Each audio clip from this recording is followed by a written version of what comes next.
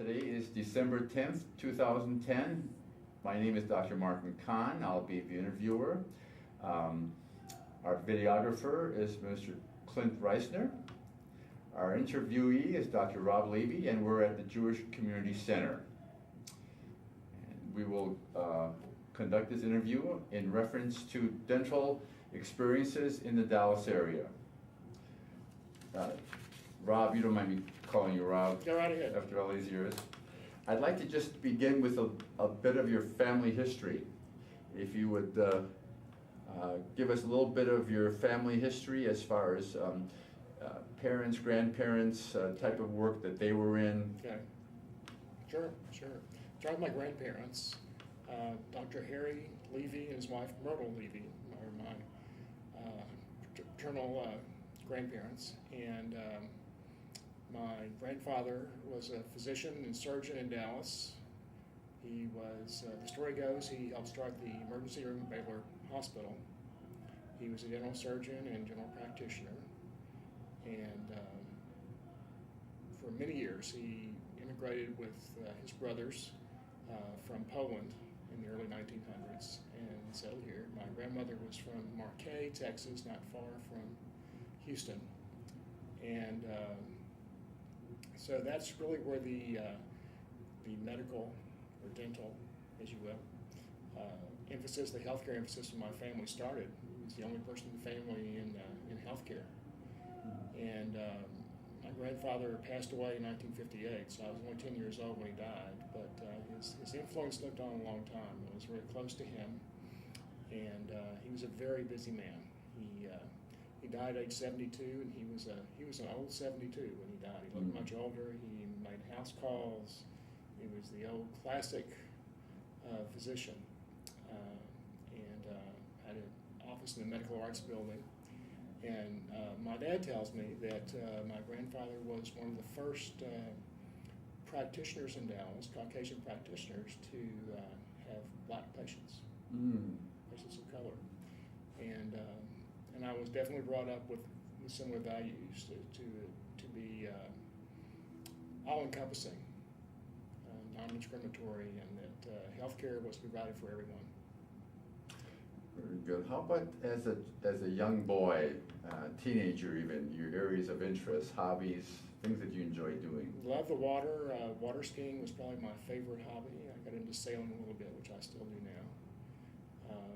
Community service was always a big emphasis in my family. My father is a dentist, as you know, and he also strongly believed in community service. He was a member of Lions Club and several other organizations, and was active in the community. He worked for volunteer work for Wadley Blood Bank, helped establish through his Lions Club a camp on Lake Grapevine called Camp Burnett, which was for underprivileged kids, which is still part of the YMCA program now.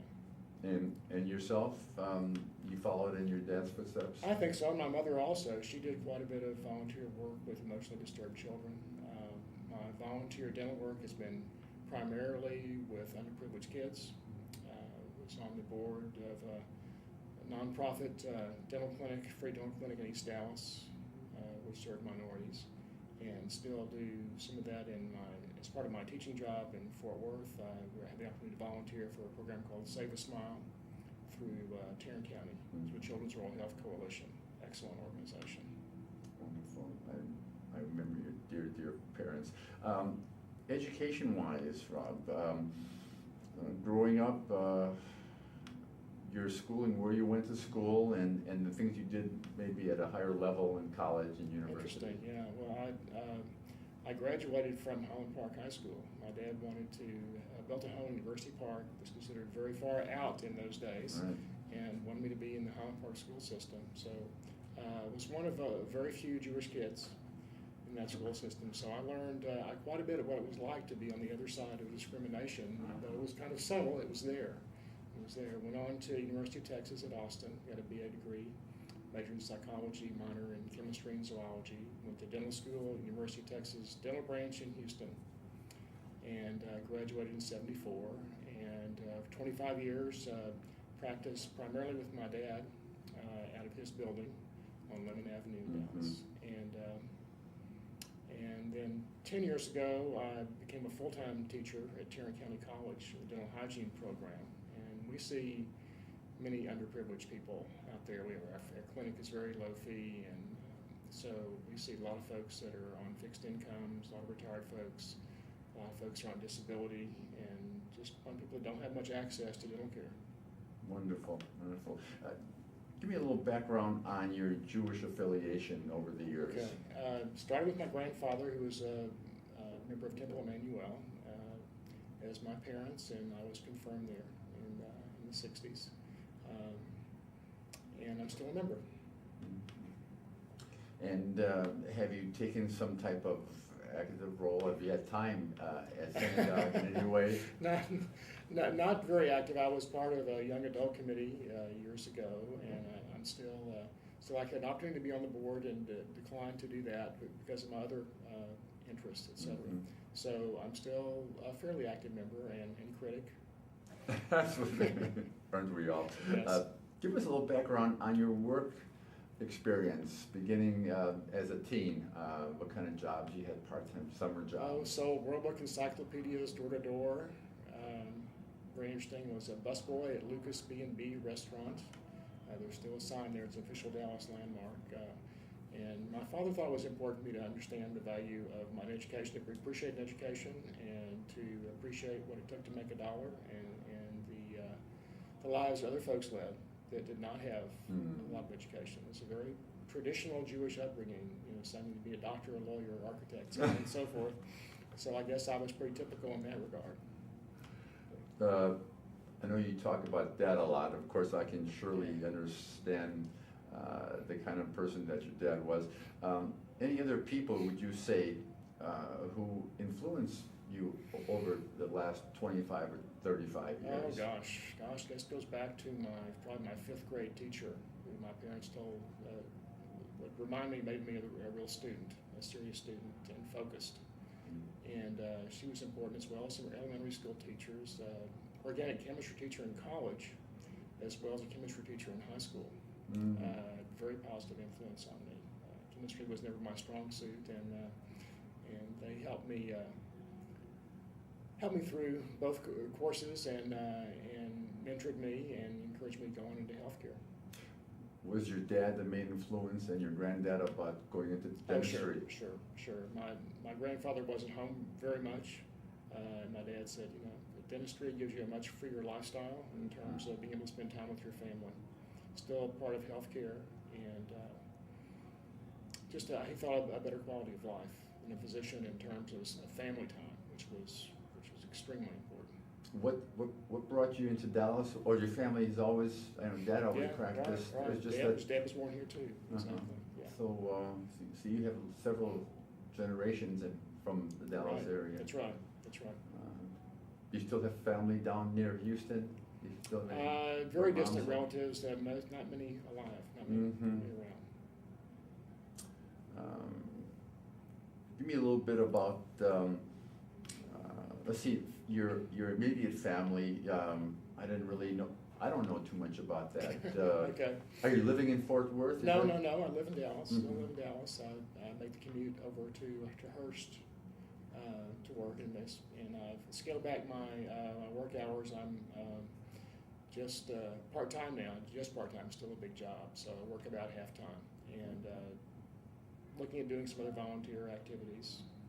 Are you part of a group practice? No. My practice is purely with teaching. So that's a 9-month thing, and lots of time off to do other things. So I'm at a point in my life where that's important to me. Oh, what are you doing now in your open time? Probably not as busy as you are. But you will be.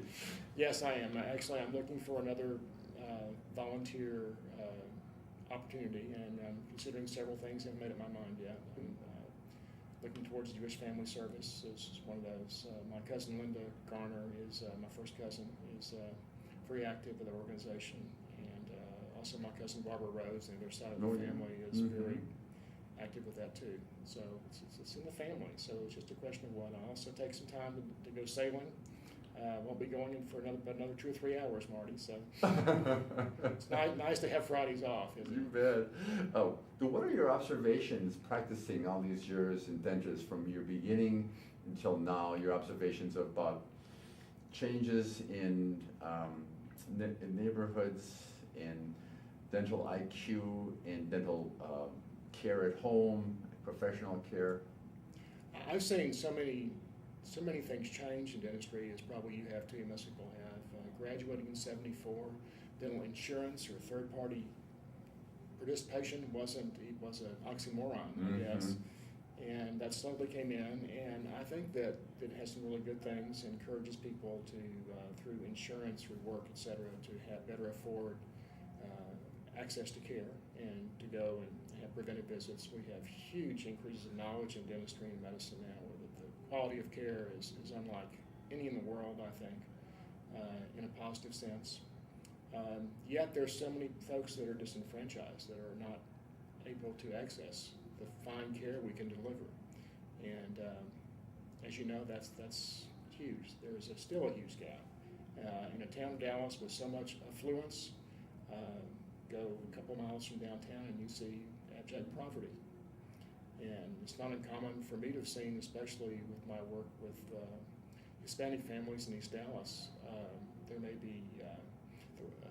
there may be one toothbrush for 6 people in a household, and not much information about nutrition and et cetera. And I think I'm impressed with how the working poor families make it.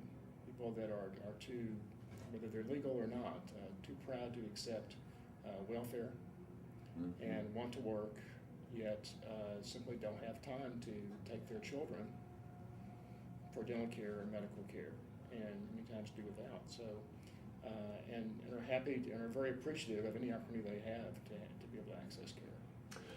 Rob, do you have any other comments that you'd like to make before we close on the interview? Anything that you'd like to add for the future people to hear, to keep in mind? I think that the Dallas community has always been philanthropic and caring about all the citizens. This town's asset is not wonderful natural resources, it's resources of people, which have always counted here in spite of everything. And a lot of changes in this town, and there's still that spirit that I really like, that I stay attached to and fuels me to do things. Well, I'd like to thank you, and after hearing what you've had to say, we're very lucky to have you. Okay. And you're giving and you're volunteering all these years. I know that you'll continue with that, and thank you for being with us this morning. Okay. Thank you, Marty.